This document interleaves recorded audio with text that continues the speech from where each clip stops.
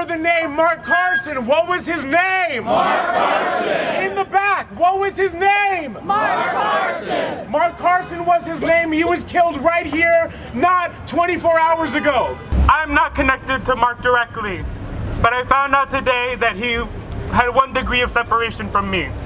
He knew the people that I knew. He loved the people that I loved.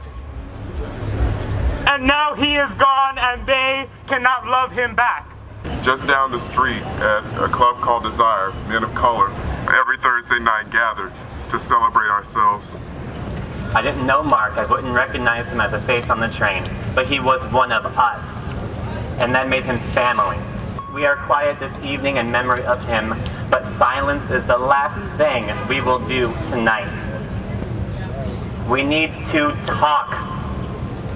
We need to talk about our love, talk about our loss, talk about our victories, talk about our failures, talk about disease, talk about health, talk about happiness, talk about sadness. Talk and talk until your voice is raw and you are screaming. Talk until it is echoing in the street and so everyone can hear us. When I think of the fact that Mark was a man of color, like myself, a gay man of color, like myself.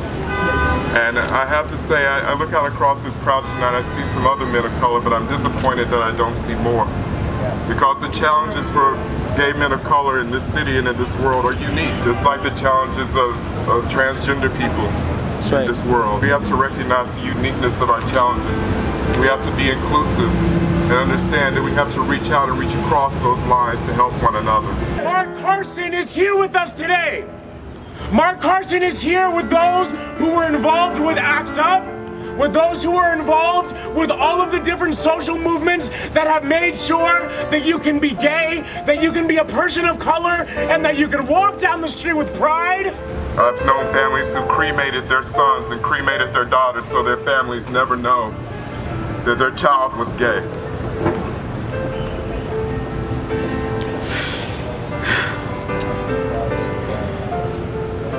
And I think of him tonight, and I think of his people. I'm a mother of a gay son, and I know that he would like for me to say, you stand tall, you be proud of who you are. The haters, the fears, they fight with violence. We fight with love.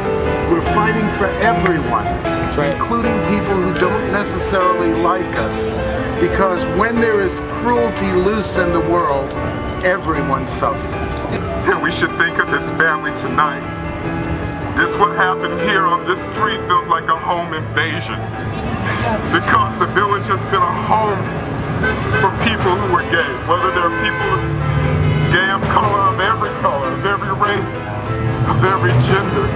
This place has been a home to us. And it's a home invasion. And I thought about him lying on that sidewalk last night. But Mark, wherever you are, I want you to know you were not alone last night. You were not alone. We're here for you. This is our home. Nobody will run us out of our home. This is where we belong.